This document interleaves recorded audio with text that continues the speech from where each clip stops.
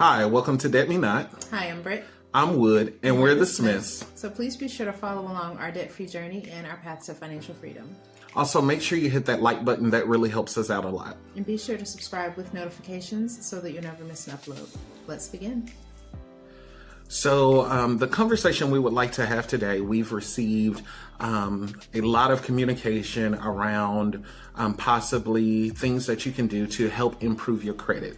Although that is not really our journey here on this page, we just wanted to share with others quick tips and tricks that you can do to try to help improve your credit.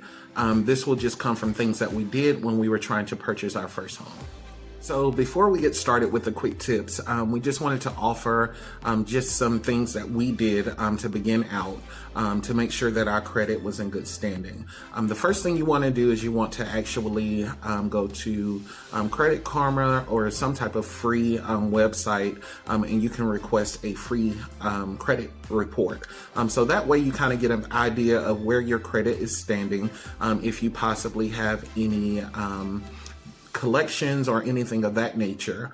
Once you have a good idea of how your credit looks, we recommend, if you do have collections, student loans that may be out of date or have not been paid on time or anything of that nature, you want to just sit down with pen and paper and just write out all of your debt that may be listed there as far as collections.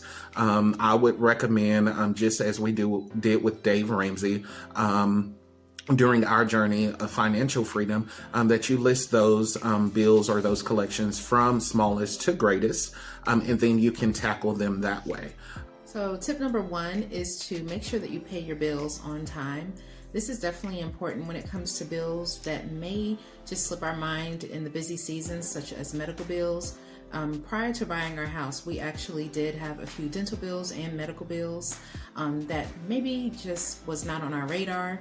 And if those aren't paid, then collections come into play. So definitely make sure that you pay your bills on time.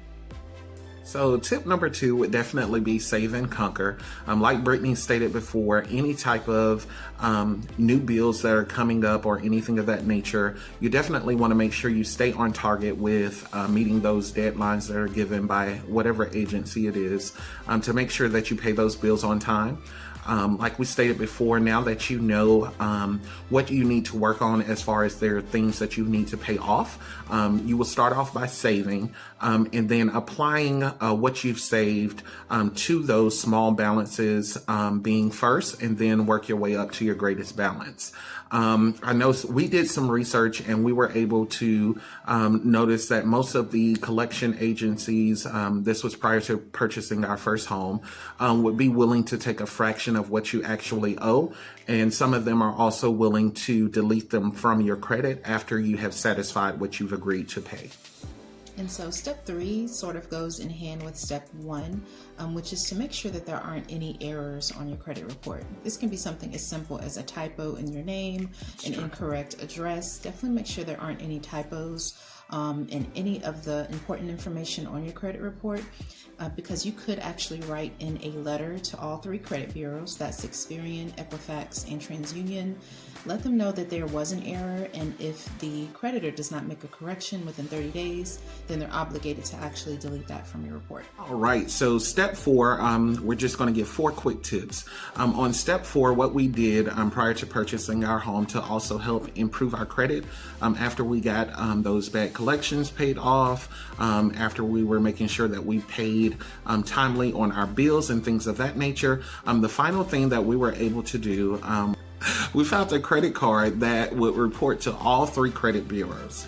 And what we did is we made small purchases. We didn't try to go out and, purchase anything big, but we would use it to possibly get gas once a month.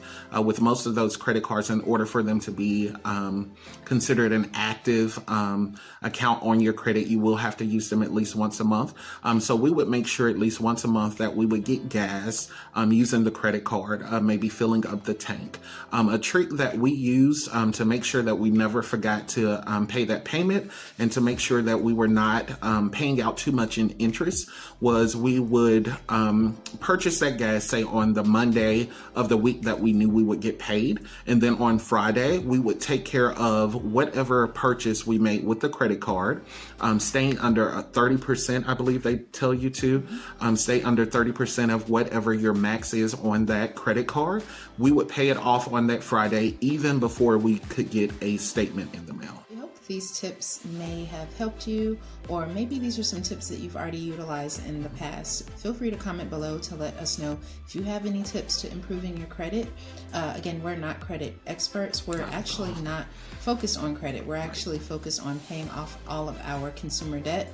And we actually noticed that when we did get our credit card and when we did actually obtain our home, that's the reason why we're in baby step 2 now, because we actually obtained what we were wishing to do so for so long, and then we just went on spending sprees. So you definitely want to be responsible with your credit cards, but I know it's against baby step 2 and Dave Ramsey's 7 baby steps, but I believe that you should be able to utilize it as a tool to help improve your credit.